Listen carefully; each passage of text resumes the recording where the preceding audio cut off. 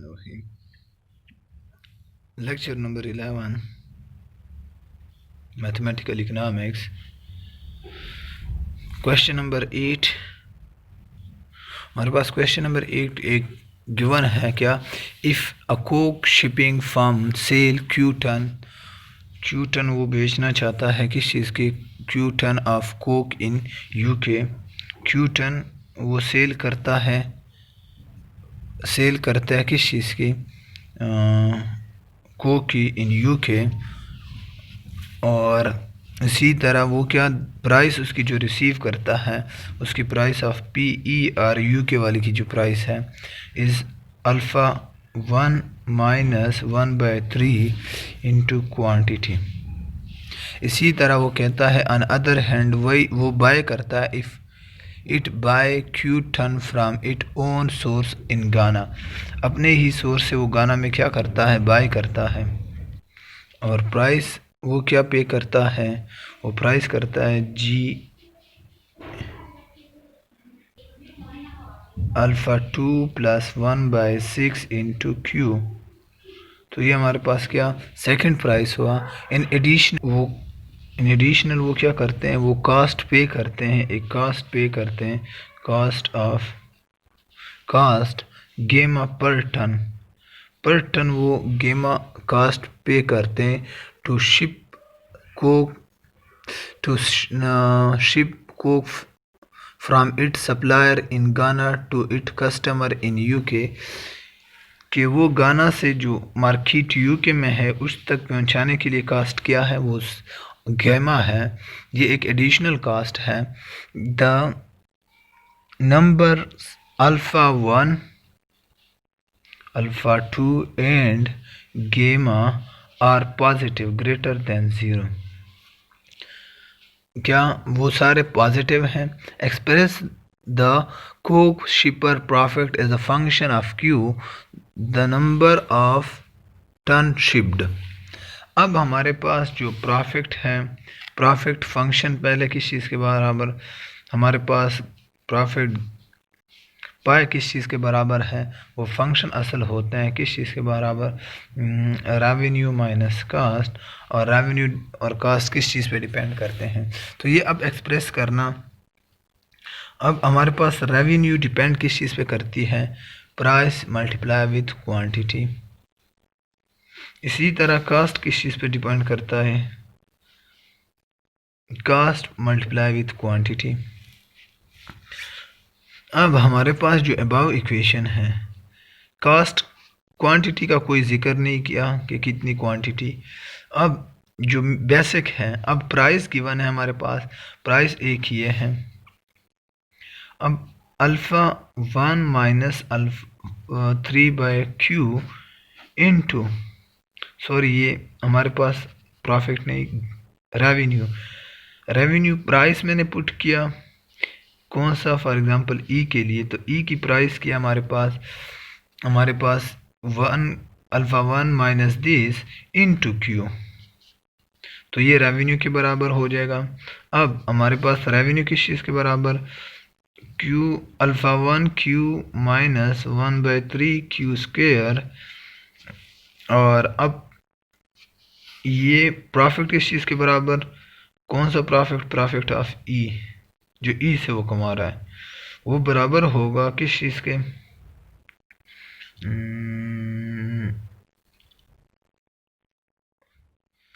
Revenue minus cast. Revenue हमारे पास revenue क्या है, alpha 1 into Q minus this into this minus cast.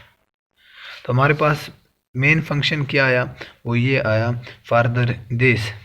इन्होंने सिर्फ फंक्शन का जिक्र किया है कि प्रॉफिट का क्या फंक्शन होगा ये। इसी तरह हमारे पास जो गाना है, गाने वाले का क्या होगा कि वो अब गाने की प्राइस क्या है, प्राइस नहीं बल्कि रेवेन्यू जनरेटेड बाय गाना माइनस कास्ट। गाना कास्ट एडिशनल कास्ट भी है, वो कास्ट कौन सा है, इसका एडिशनल कास्ट कौन सा है, गेमा कास्ट एडिशनल है। तो वो हमारे पास क्या आएगा, अब कि रेवेन्यू, गाना की रेवेन्यू फाइंड करने के लिए हमारे पास गाने की प्राइस क्या थी, alpha 2 + 1 divide by 6 into quantity. अब ये तो प्राइस आया इंटू मल्टीप्लाई विद क्वांटिटी, तो हमारे पास क्या आएगा कि क्यू अल्फ़ा 2 + 1/6 क्यू स्क्वायर, ये हमारे पास रेवेन्यू ऑफ गाना, पी मल्टीप्लाई बाय क्यू हमारे पास रेवेन्यू आती है, तो ये हमारे पास रेवेन्यू आई। अब गाना की जो प्रॉफिट है वो क्या आएगी, Q + 1/1 divide by 6 into Q square minus C plus gamma. तो ये क्या, ये सेकंड इक्वेशन आई। अब इसके बाद वो कहते हैं कि क्या assume find the maximum profit of supplement of Coke, what happened if. ये ए पार्ट हो गया है, 8 क्वेश्चन का ए पार्ट, एक पार्ट हो गया है। अब बी पार्ट में वो कहते हैं कि अब क्या, अब फाइंड करना किस चीज़ को, उन अल्फ़ा बीटाज। अब इसको मैं डायरेक्ट ही उसी वे पे करता हूँ जो प्रीवियस हमने किया। हमारे पास बी पार्ट में क्या, ए स्क्वायर प्लस जो B X plus C is equal to 0।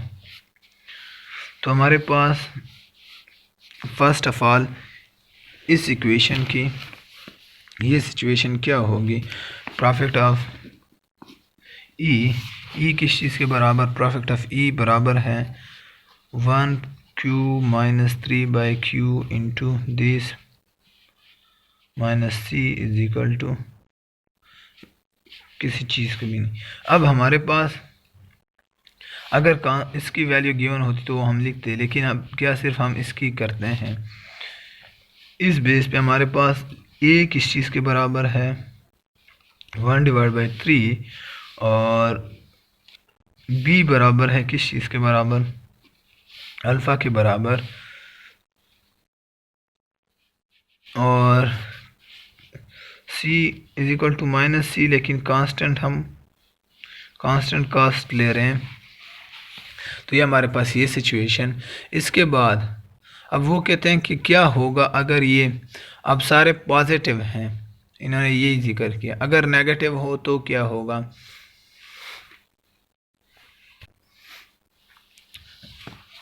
अब डिपेंड इस चीज़ पे करते हैं जो अनगिवन है, कास्ट अनगिवन है।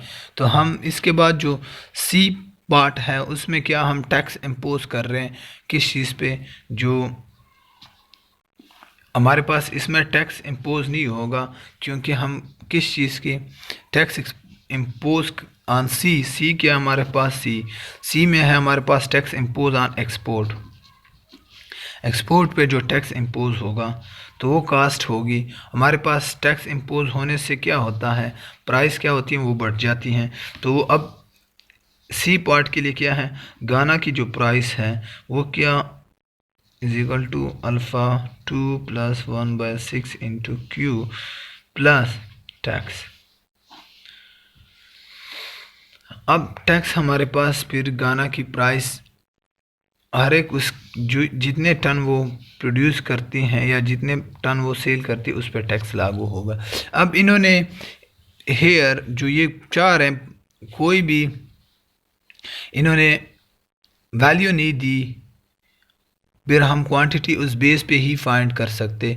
न्यू एक्सप्रेशन सिर्फ ये है हमारे पास कि ये होगा, या आप क्वांटिटी पर मल्टीप्लाई कर लेना, उसी से रेवेन्यू आप फाइंड करना। रेवेन्यू हमारे पास alpha 2q + 1/6 Q square plus Q T, या क्यू टी इसके साथ ही कर लेना, उसमें कॉमन ले लेना, like alpha 2 + t into Q plus 1/6 Q square.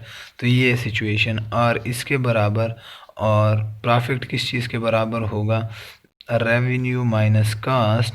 अब रेवेन्यू माइनस कास्ट में गेमा कास्ट भी है जो कि ट्रांसपोज्ड कास्ट है। तो ये अब क्या हमारे पास सिचुएशन आर माइनस आर की ये वैल्यू पुट करना। नेक्स्ट पेज पे हमारे पास प्रॉफिट ऑफ गाना से हमारे पास जो प्रॉफिट आ रहा है सी पार्ट, वो क्या होगा, आर माइनस सी प्लस गेमा। अब रेवेन्यू एक्सपोर्ट कास्ट, तो इस वजह से हमारे पास ये फंक्शन हम लिख लेंगे, ये वैल्यू, तो रेवेन्यू की वैल्यू लिख लेंगे और इसी से कास्ट माइनस करेंगे तो हमारे पास सी पार्ट की न्यू एक्सप्रेशन शो हो जाएगी। अब न्यू क्वांटिटी इन्होंने जिक्र किया हुआ है, कैलकुलेट द टैक्स। अब अगर वैल्यू गिवन होती, इनमें एक ही वैल्यू गिवन नहीं है, अब कोई टेबल गिवन होता तो इससे मैं किस चीज़ का, सी की क्वांटिटी भी मालूम करता। इसी तरह डी में क्या हम एक्सपोर्ट की वैल्यू ये कह रहे हैं, एक्सपोर्ट की value, export revenue, export tax revenue calculate करना। रेवेन्यू हम किस चीज़ पे, रेवेन्यू हम विदाउट वैल्यू गिवन ना हो तो हम फाइंड ही नहीं कर सकते कि टैक्स की क्या वैल्यू है। इसी तरह उसने एडवाइस देना, अब डेटा होता तो डेटा बेस पे हम टैक्स के कितना टैक्स आप रखना, कितने टैक्स रेवेन्यू आप ई पार्ट में टैक्स रेवेन्यू आप लागू इतना टैक्स करना कि वो टैक्स रेवेन्यू आप जनरेट कर सको, ऑप्टिमम टैक्स कितना अचीव कर सकते हो। तो उसके लिए पॉसिबिलिटी क्या है, वो suggestion on the basis of data अगर गिवन हो, सजेशन विदाउट डेटा हम दे नहीं सकते। तो अब हमारे पास हेयर डेटा है नहीं, तो विदाउट डेटा कुछ भी कैलकुलेशन बाकी नहीं हो सकता। हाँ, ये क्या, ये डिपेंड करता है ऑन रिसर्च बेस। अगर आपको डेटा हो, आप रिग्रेस करना, फिर आप इनके आंसर दे सकते हो। वो कहता है advise the Ghana government on how to obtain as much tax revenue is possible, कि आप कितनी tax revenue possible tax revenue कर सकते हो। तो ये क्या, ये बेस। इसके बाद जो हमारा न्यू टॉपिक होगा इंशाल्लाह वो 4.7 होगा और वो इंशाल्लाह नेक्स्ट लेक्चर में करेंगे।